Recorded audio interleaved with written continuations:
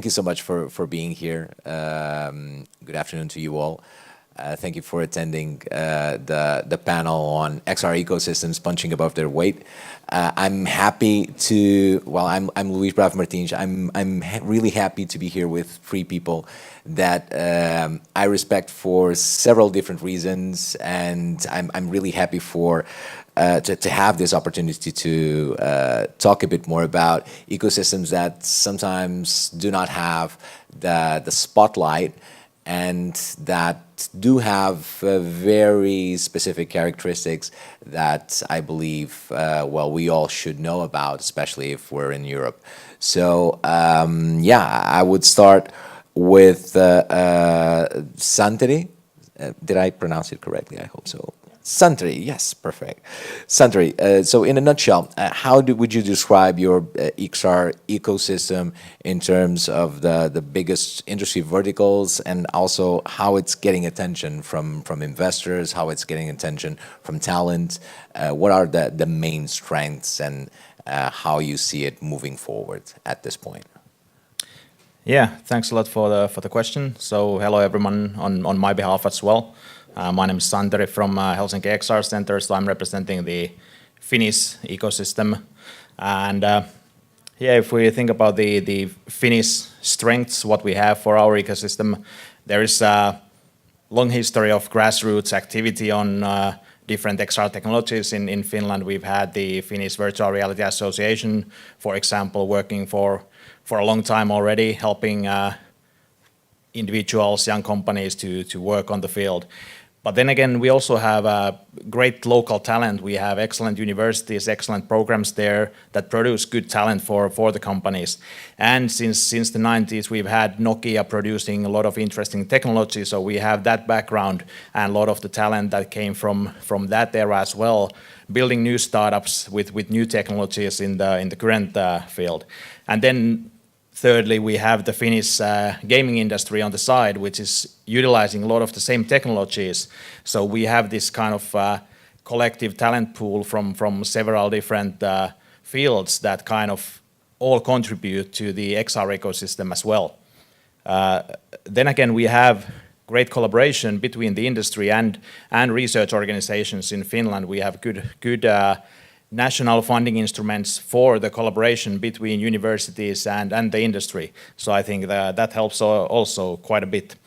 And lately, of course, we've had this whole ecosystem brought together to build this kind of metaverse strategy for Finland, which we started at the beginning of 2023 with around 300 to 400 organizations collaborating on the subject. And we had the official launch of the strategy late last year at Match XR event in Helsinki, and now we're starting the actual work based on that strategy. And led by Dimek, we started this Metaverse Finland ecosystem, which hopefully will fulfill some parts of the strategy, but then on the other hand, we'll continue the collaboration as we've done before with all of the organizations in the field as well.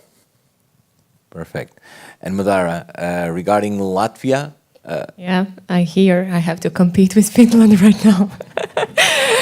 Well, as we are in Austria, the worth mentioning would be that Latvia has joined forces with Austria, with Palten University of Applied Sciences, together also with Saxon University from the Netherlands, building an interdisciplinary, master's program for extended reality and gamification. So we will have a new program for master degree students in Latvia, Netherlands, and here in Austria.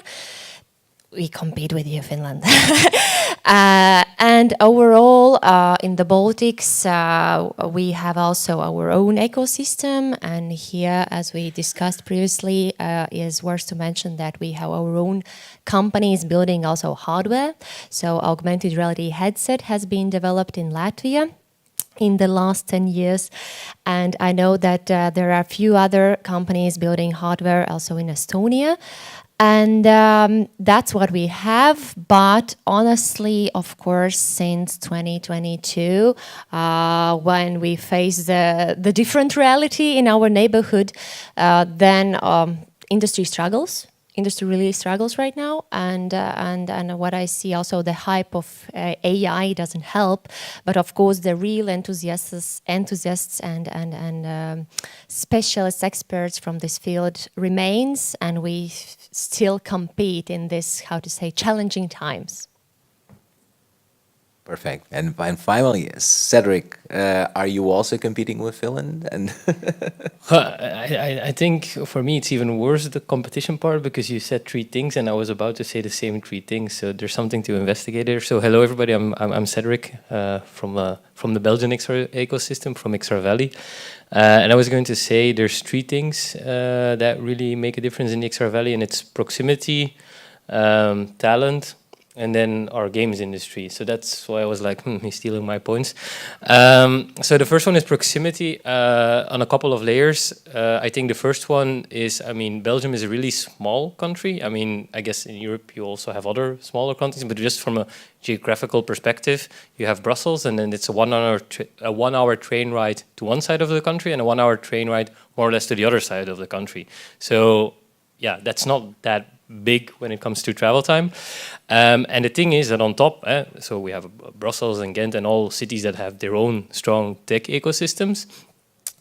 But the thing is that on top, in Brussels, you also have this thing which is called the EU district, which has 35,000 people working for the European institutions, and they are also very proximate. So we have proximity to all of the people that are more or less deciding the rule set for the 450 million Europeans in the virtual world. So that's the proximity part. The second, talent.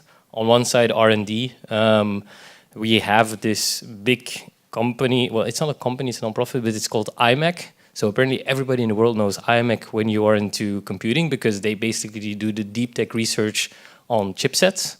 And they've been doing that for ages. Their customers are the Apples and the Samsung and whatever of this world. So there's a huge amount of R&D talent. But then also, and that brings me to the third one, the games industry. Somebody decided 17 years ago that we should have a game development master, well, not master, but a game development bachelor in Belgium. And since then, they've won 3 times, I think, in total to be the best game development program in the world. So those people coming out of that school, they know how the bottom layer of XR technology works, namely, we're all running on game technology. So that's a bit what's drawing attention through the XR Valley. And you were asking me, what are the verticals, and then what's drawing the attention of investors? Well, that part, drawing the attention of investors, is, one of the biggest problems in Belgium. Like, there's not that really of an investment scheme out there. okay. Well, I can, for Portugal's sake, I can also say the same. But it's not just the fact that it's a small country. It's a small country that only has one geographical neighbor, and we're in this corner of Europe. So, well, pretty much what we have is this ability to remotely work for other markets. And actually right now we are I think in 3 weeks' time, we're going to launch the Portugal XR Report 2024.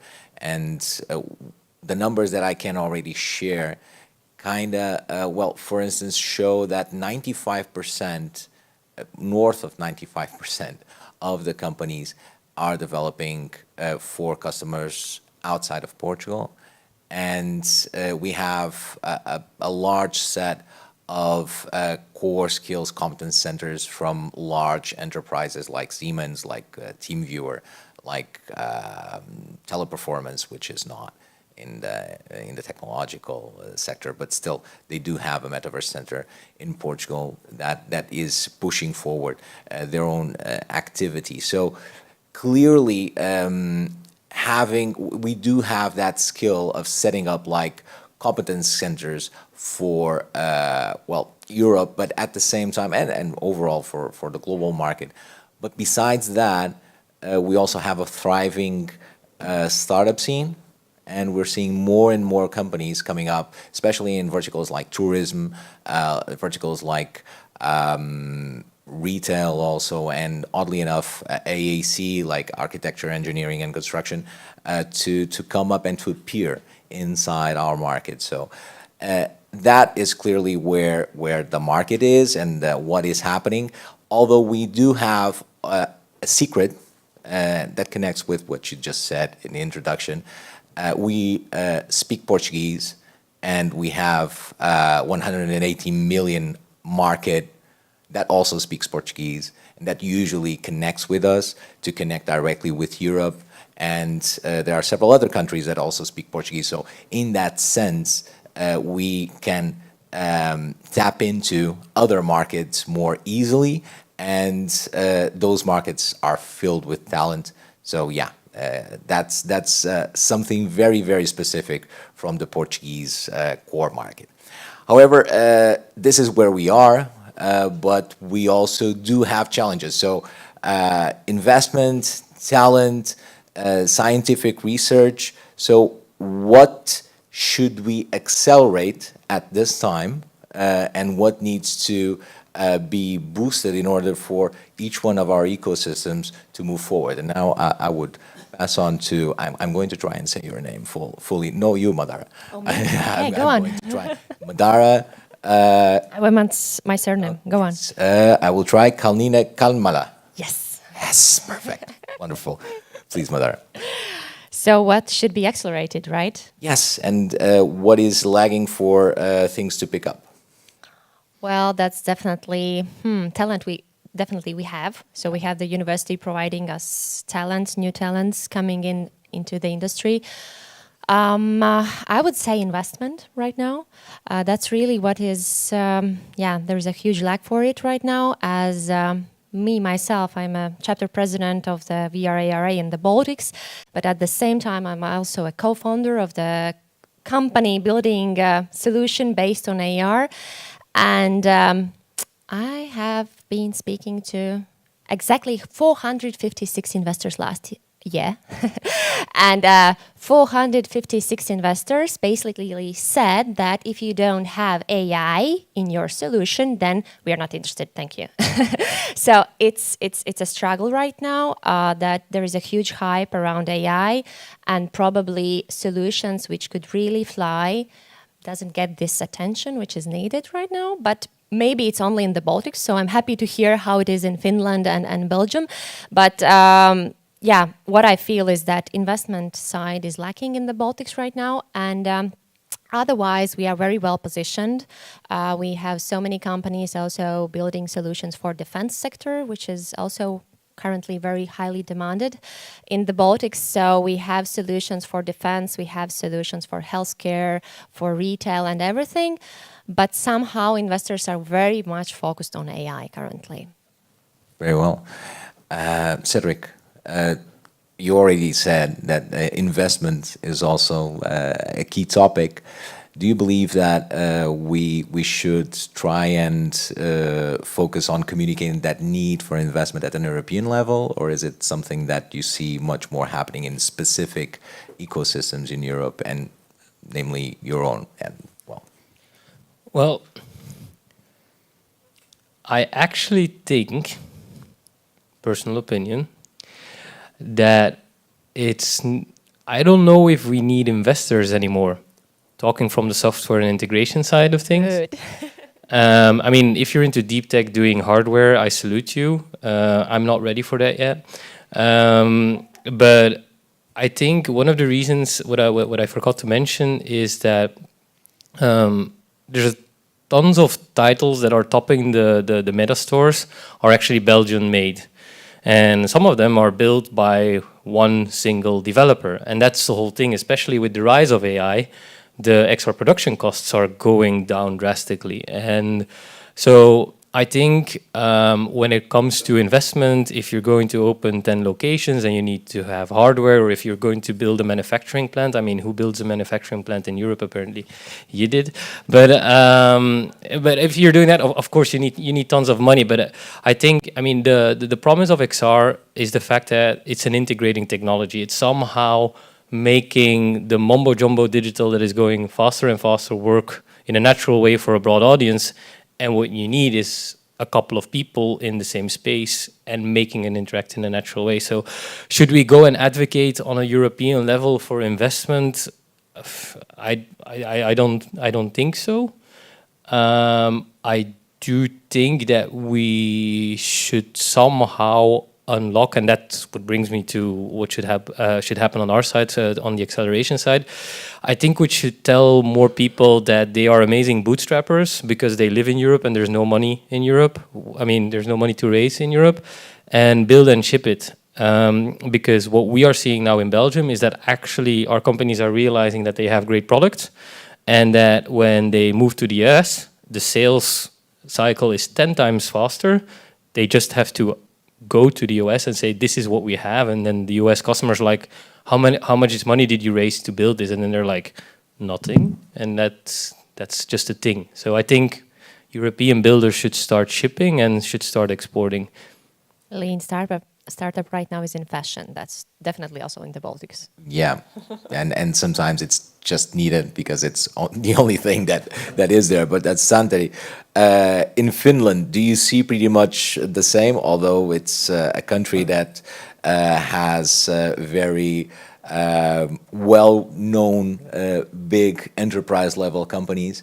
Do you also see the same? Do you also see an absence of investment? And what about other topics that are lacking? Yeah, I mean, money is always an issue. And I'd say especially for the really small SME companies working in the area, like most of the XR companies, they have 5 people maximum. They've been doing stuff for 2 years. So it's always about money and finding the clients. So that's definitely an issue. I don't know if it should be investment or trying to find new clients. Like we have a lot of industrial stuff going on in Finland, but that's difficult field to get into if you're just starting up as a new company and you don't have really experience in that field. Even though you have a great product, it might be really difficult to work with the big industrial companies. So I think on top of the money and investment that we need, we also need education for the client companies, telling the C-level executives like, what are these technologies for? How can they help your company to kind of get more and more industrial people, more and more companies in different fields get into XR, supported by AI or other technologies, but getting into XR and working with these small companies, telling them that, yeah, we have in Finland, we have 100 great companies working products that could help your company make a lot of money or save a lot of money. But it's just about actually finding the correct people instead of trusting the big corporations like going with Meta or Google. You have plenty of local players that could offer the same solutions for a smaller price.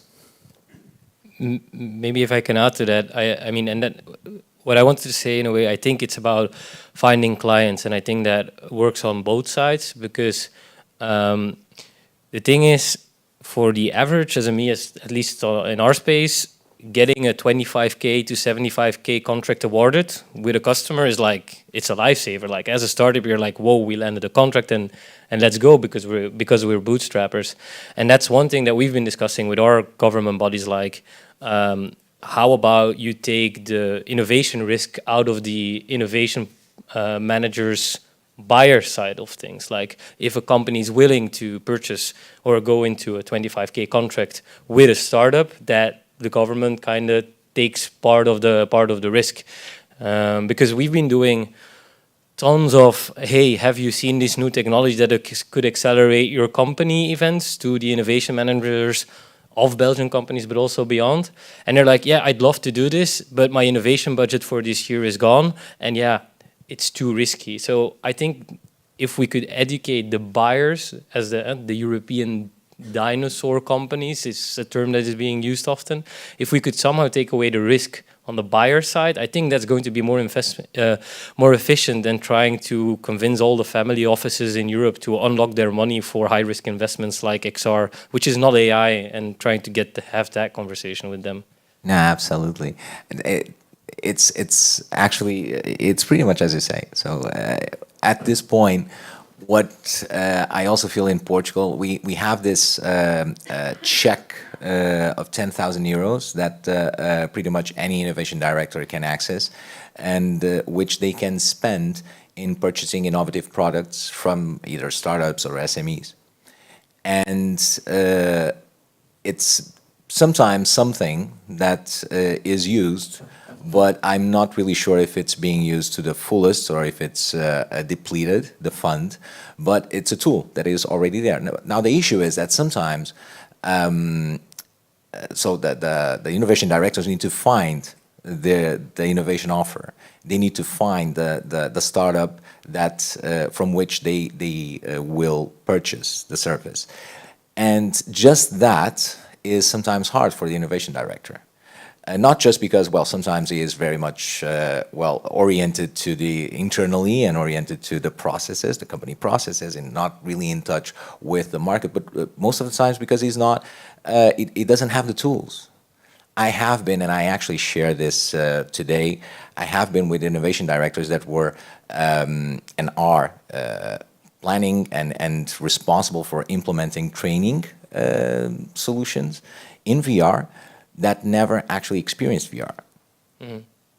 And they are were responsible because that landed from above and they need to, well, do their jobs. So I believe that it's, of course, an education part, but maybe focusing on educating the execs, creating a bigger highlight of the use cases, of the business cases behind the XR and behind the applications that we have is something that might like have a huge impact. Again, with Portugal, it's pretty much the same. Investment is not there, but we feel, and I feel exactly the same. Whenever they, for some reason, some of the startups like step out of Europe and go across the Atlantic, and suddenly they pitch, its odds are that they are much more valued. And that is something that I believe starts with ESEC, starts with executive culture, and it's something that we clearly need to push forward. In a sense, this is something that, from what I understand, we need to collectively address. But at the same time, we still have several investors around, and we also have several other strengths to leverage. But how can we create synergies between all the ecosystems? That's actually another thing that I wanted to ask the table, because, or the panel, because it's something that I feel we're still very fragmented as XR ecosystems across Europe, which is not exactly the same when, for instance, we talk about other ecosystems in Asia, for instance, or in North America. So I'll start with you, Cederik, with this one. What do you think can be done further to accelerate these synergies? Well, one thing that we're trying to do at XR Valley is to build XR Valley, what we call them corridors. Corridor? How do you say it? Corridor? Tunnels. Let's say tunnels. That's going to be easier. Where basically we single out a single other XR ecosystem, and we say, okay, look, let's do a corridor. That means a 1-year agreement, and somehow we make sure that there's a bunch of us coming to you and the other way around. And then we had a successful corridor for a year. I mean, it's an early concept. We've tried to set up with Portugal. We're now actually talking to the Turkish ecosystem. Always between two countries? Yeah, that's because it's a one-on-one relation. Because I mean, you're all very much invited to come to the XR Valley, and I'm also very happy to bring our ecosystem to yours. See, that's a vague throwout. It's never going to happen because it's not all-on-one. But if I say next year we're going to make sure that there's at least 5 XR Valians in Portugal, and there's going to be 5 Portuguese, it's a lot easier to set it up because then I have a single point of contact. So that's something that we learned, because before we were like, come to the XR Valley, and it didn't work. When it comes to accelerating, I think we also have to acknowledge that I think if we look at the joint investment that all our ecosystems make in writing the same grant applications for Horizon funds, just making that more efficient, we will already have saved a considerable amount of budget. So it's just on the whole, I mean, but that's just a thing that I'm wondering about is, sometimes I feel in Europe that our innovation schedule is coming from our government, and there's something really broken about that, that it should be the other way around, that innovation should come out of the industry and then government should accelerate it. But I feel that most of the ecosystems, they're very much focused on grant writing. So that's, I feel there's something there, and that's also why I said to Santeri, like they've built the Helsinki XR Center. In Belgium, we also have like 5 or 6 or 7 even XR labs where there's money poured out into it. I mean, in the end, an XR lab is always the same thing. Can we come up with blueprints and just start scaling? We are going to be fragmented. That's just how Europe works. But I'd love to see some blueprints, and so that we don't do exactly the same work in all of our siloed ecosystems. Yeah.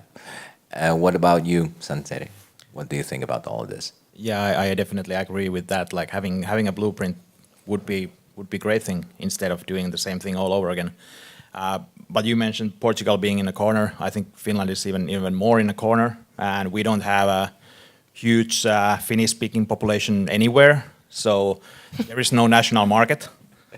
So any XR company working in Finland, the only goal is to go abroad. We have to be international. There is no reason to stay in Finland. Like it's not financially possible. So trying to find synergies to go abroad, that's the only option. So that's why we have this kind of camaraderie in Finland, that a lot of the companies, they do work together. They have common goals of building things and actually going international.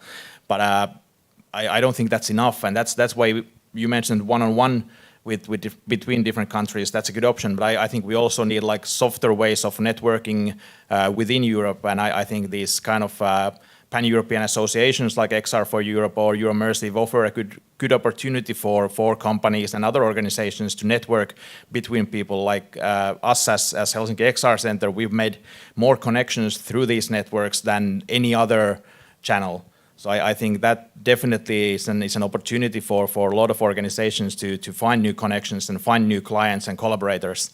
And I think this kind of collaboration between countries, between small companies is a good option. Like if we talk about big industrial players, if they are looking for a tender as a 5-man startup, it might be difficult to answer that. But if you collaborate between several companies making a common offering to that industrial player, that might make more sense.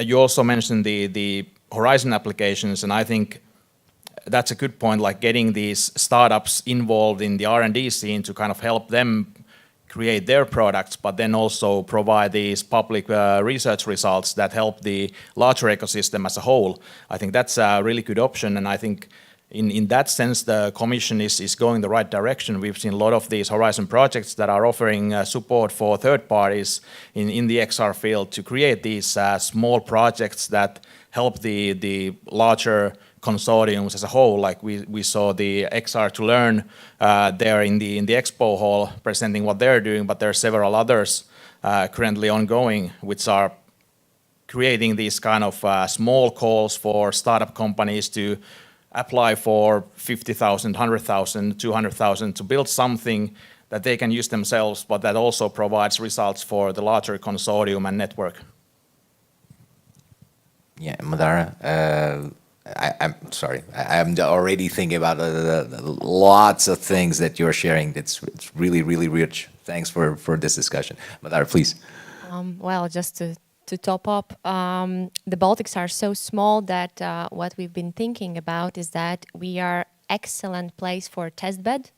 So if you ever wish to test something out, it's really easy to apply in the Baltics, because as we love that if you don't know the president, just go out on the street and ask the first person which you meet, do you know the president? If he doesn't or she, then ask the second, and second will definitely know him. So basically it's very easy to deploy something new, because we are so small country, we know each other. It's very easy to get into the port, into the airport, into whichever industry you can imagine. So we can serve, I would say, to Europe as a test bed. So, and then make it bigger and bigger. I mean, what you made me realize is I've been pitching that with a sub-region of Belgium, but your pitch is a lot better. So this is what I mean with the blueprints. Like, it makes sense. Let's go and use the Baltics as the test beds. Let's use Belgium for whatever. Let's use Finland for the other. But that's what I mean. Like, and Portugal as well. But the thing is that, like, we have, like, I feel like we have this. We're at the beginning of this D&D tabletop game, and we're just dividing the classes. And the moment we figure out our party and how to properly structure it, that's the moment that we're going to start Yeah, well, destroying dungeons. I really appreciated this moment. Because probably this is an event that understands the AD&D reference. So kudos on that. But we have applause to ADHD. Not clearly. Like I would just add to everything that you said. Having like continuous missions, of course, the matchmaking is really, really important. Not just matchmaking with suppliers, not just matchmaking between companies and potential partners, but overall also matchmakers with the enterprise partners that can add muscle to and corporate investment to these companies, because maybe we don't have venture capital in the same manner that Silicon Valley does, but we do have engaged enterprise partners that really want to leverage this. Again, it's all just a matter of them, aligning, let's say, what we have with their own strategic choices and see if we can accelerate also some ecosystem. Cedric. I have a question, but I don't know if I can ask questions if you're the moderator. No, please do. This is an open So I have a question for you. It was going to be my question, because actually if you think it through, it's true that we have a problem in Europe, namely the lack of access to capital. And the capital can come from two sides, or from investment, or from clients. And I realized that I answered earlier, some of our Belgian companies are figuring out that they can go to the US where the market is a lot easier. So that's why I was asking, like, how do you feel in Portugal? Is there a Portuguese addressable market that is willing to deploy hundreds of thousands and millions into XR if it solves their problem? Of course, no. No, it's not like that. What I do see is that at an European level, and that's pretty much where I believe, all of our ecosystems are aimed at to begin with. There are several entities that are, from the innovation side, able and interested into engaging and promoting and even investing in specific organizations and specific startups, for instance, and that is something that we can leverage. But it's not like a silver bullet. It's something that we could do, and we could do more efficiently than just rather opening startup challenges and something similar. I have a follow-up question. You mentioned from the innovation budget, but one of the things that I'm then sometimes encountering is not from the innovation budget, from the innovation side. From the innovation side, and I was wondering, like, because I meet a lot of innovation managers that then struggle selling their innovation to the rest of their company. So we already have the innovation team on our side, but not necessarily then the high-level strategic of the bigger companies. So that's what I was wondering about. But okay. Actually, that connects directly with the last question that I have here, because it has a lot to do with, we've seen that AI has been a hot topic, and it triggered a lot of discussions, being one of them. On one side regulate, on the other side not accelerate or not regulate so much. And as XR is becoming more and more the interface of AI, and as this edition of AWE is dedicated to how XR loves AI, my question is, what can be done to actually accelerate XR and virtual worlds? And since we are hopefully in the cusp of having a virtual worlds partnership in 2025, promoted by the European Commission, what I would like to ask you is, how can we, in the best possible way, accelerate our ecosystems towards that? How can we leverage also our strengths, but at the same time, how can we navigate this moment and this frame where we are now placed also in connection with the AI side? And I would start with Madara. Oh, really? Okay. What I can tell that the last years we have organized an event in the Baltics, in Latvia specifically, called 5G Territory, which in the future will be called just Territory. And it always gathers together all the policymakers, and here comes the government, the enterprises, also the SMEs, and at the very end also students and universities. And we've been doing this already for last 2 years, I guess. We have signed some memorandums also with communication providers, and we're slowly starting to develop our own internal regulation for the metaverse kind of applications. If it's good or bad, we don't know, but then we got also the attention from ITU, and they came to visit us, and we are starting to slowly to make it in the Baltics. But how it will end up in the whole Europe, I don't know, and I think nobody knows where we will end up with all these regulations, but it's definitely something to point out right now. And we've been doing things, let's put it like that. And the Electronics Communication Office in Latvia is thinking about it a lot recently. So it's a good part of it. Perfect. Santeri? Yeah, I think regulations are an interesting part. Like, we have this European way of doing things, way of thinking, the ideals that we have, the values, and I think that's a good thing. We do need some regulation, like, for example, on privacy and such things. But then again, we're Europe, and there are several different countries which have all of their own regulations. So it's not that simple. Like, as an example, we're trying to build this common health data regulation around Europe. I mean, how's that going to happen? We've been doing research, collaborating with hospitals in Spain and Finland. In Finland, we have like extremely strict privacy regulations on health data.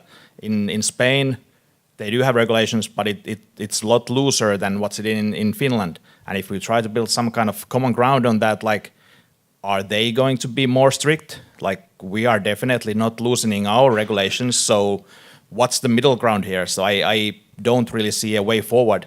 So it will be very difficult to find these kind of common ways of regulating around whole Europe, which would be needed if we want to do something together. But it will be quite difficult. But you mentioned the Virtual Worlds partnership, and I think that offers some opportunities if we find a way to build it somehow. We mentioned the Horizon applications that we need, so I mean, this could offer a potential for a lot more R&D funding into these topics. So I think there is a clear possibility that in the upcoming few years there will be a lot more research funding for the small companies, for the research organizations within these topics. So I think we should definitely take advantage of that and focus on that in the coming years. And I think in Finland we've been doing that. We have been very, very active in the Commission's VR/AR Industrial Coalition. I think there was a statistic that country by country, Finland has the second most organizations that are actually members of the coalition.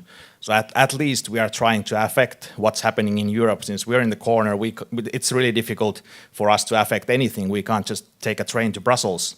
It's really expensive to fly there all the time. So maybe this partnership will offer us a better way of actually affecting what's happening within Europe.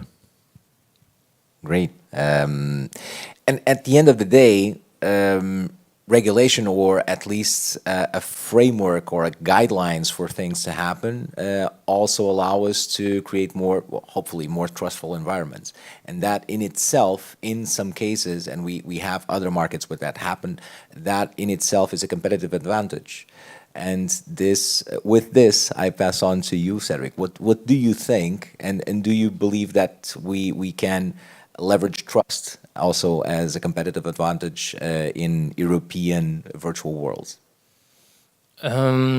Yes, is a short answer. The more elaborate answer is, if I put it a little bit broader, when it comes to the role of the policymaker and the rule set, to put it like that, I feel the only thing that is new this time, when you would compare it to, for example, the Marshall Plan after the World War, is that when it comes to policy and infrastructure, building telco, buildings, labs, whatever, we don't have to reinvent that. There's something that happened back then, and that's okay. I think the only thing that is new is now that we have 450 million users that are getting ready to enter into platforms, and they are crazy enough to think that they can have European values. That's literally what is Europe about. In other parts of the world, there's okay. I don't care as long as I get enough value for my money. You can take whatever you want, and I'll pay in data. But here in Europe, we say no. We have European values, and we want them to be respected in the digital universes. So I do think that we have a 3 to 5 year window left where European consumers are going to care enough to find the trust part important. But if in the coming 3 to 5 years we don't figure out how you combine respecting our expectations with building good products, then in 3 to 5 years there's only going to be products that are not built in Europe, and then there's basically not going to be any products for us to consume, and then the whole trust, respect my European values is going to disappear very fast, I think. So yes, it's an advantage if somebody figures out in the coming 3 to 5 years how you do this. Well, then I'll just for 30 seconds wave my XRSI Europe flag and say that, well, there are frameworks that help you activate that value, and also some guidelines. We at XR Safety Intelligence in Europe are actively trying to promote exactly that, so create trustful environments, and not just trustful in the sense that users can go into virtual worlds and feel safe, but also well, again, children can actually leverage these technologies, that people in need of medical care can actually also leverage these technologies and have their private data safeguarded.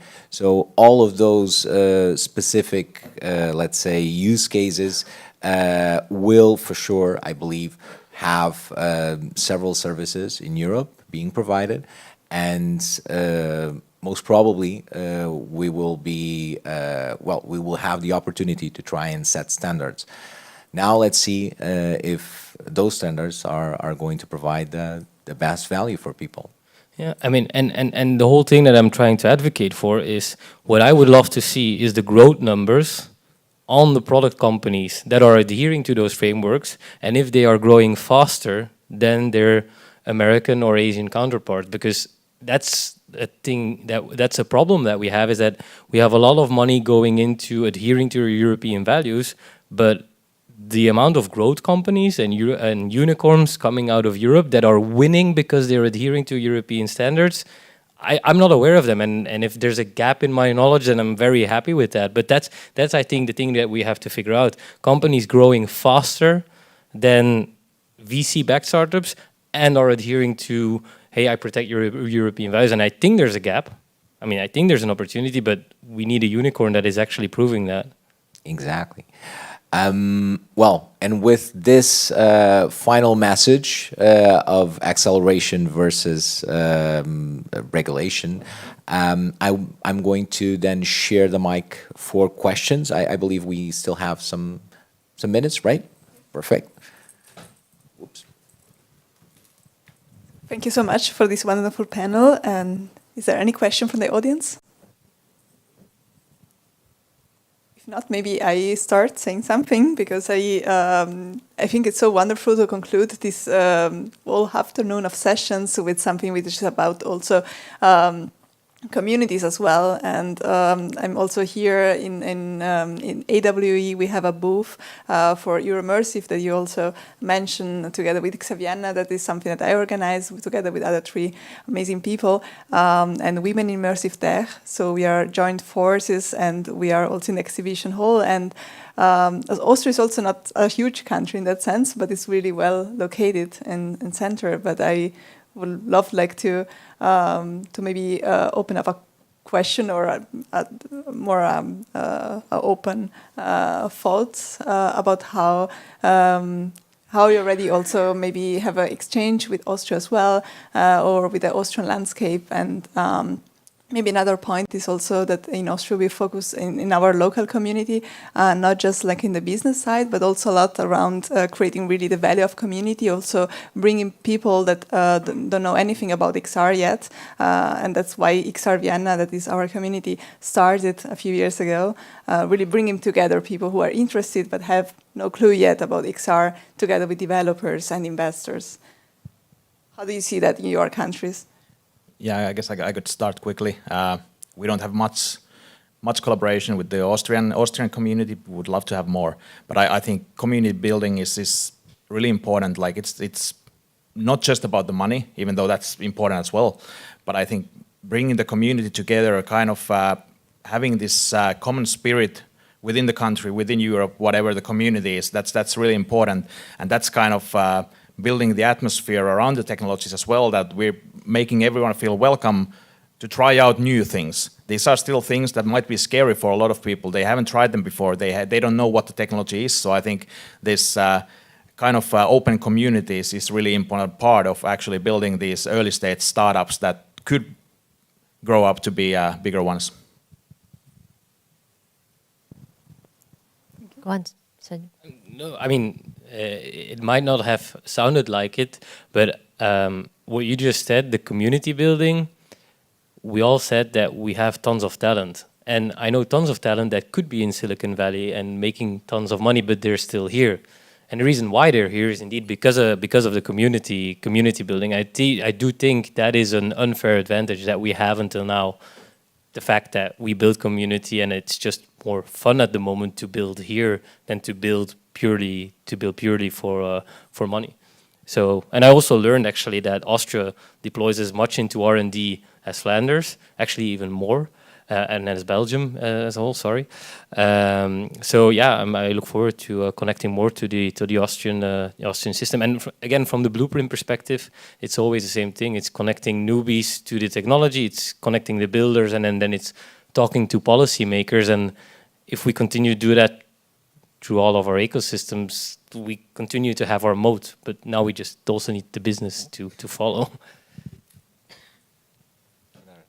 Yeah, it's not just to add, that we have started already this collaboration with Austria. So looking forward to see what comes out of it, and community, and one more time community. That's what we need, and that's what we are also doing at the Baltic chapter, trying to gather together the companies, and sometimes people, as you said, have no clue about XR, come up with some extraordinary use cases which we can tackle after these meetings. So what we try to do after every meeting when we meet at our local ecosystem, but build this interdisciplinary communication between us, for example, also would be a good outcome out of this conference.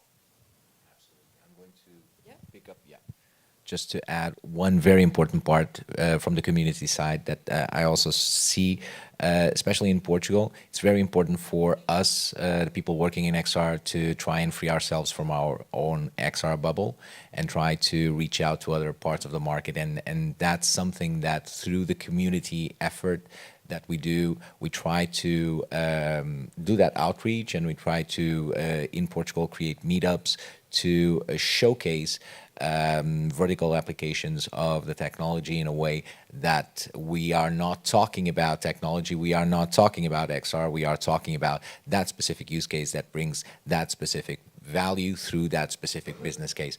And that's a language that is closer to the business side and to decision makers. So that is also a very important part of the community effort that, clearly needs to be even more promoted. Thank you so much. And okay, there is a question, really, really quick question. We have to wrap up.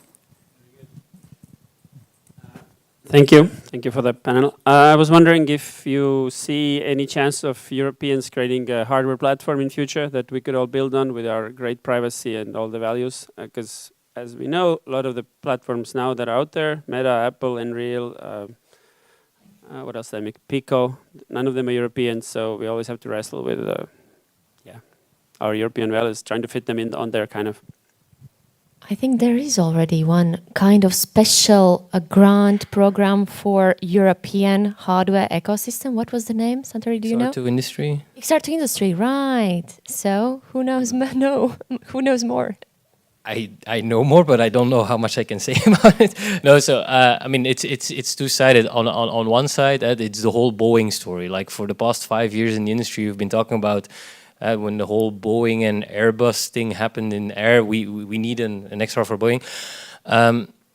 I think there's definitely an opportunity. because of the simple reason that at the moment, I think also the coming European Commission is going to be very receptive to if you want to use XR hardware, then make it compatible with the with GDPR. So anybody that now wants to found a hardware company and has cash, I mean, happy to join. It would work. We would be able to make it fly, and you would be able to service the European market. So it would definitely work. I think it's always important to mention the links, which is being built in Paris. So there is a team in France building a VR headset, open source from the get-go, and that's why they also get a lot of attention. I mean, they check out the company. I don't know the exact status, but that is literally an advantage of them. So yeah, I mean, there's definitely opportunity to build hardware, to even build software anchored in European values. Well, to build hardware, you need some investment. Hard investment. Yes, but I mean, yes.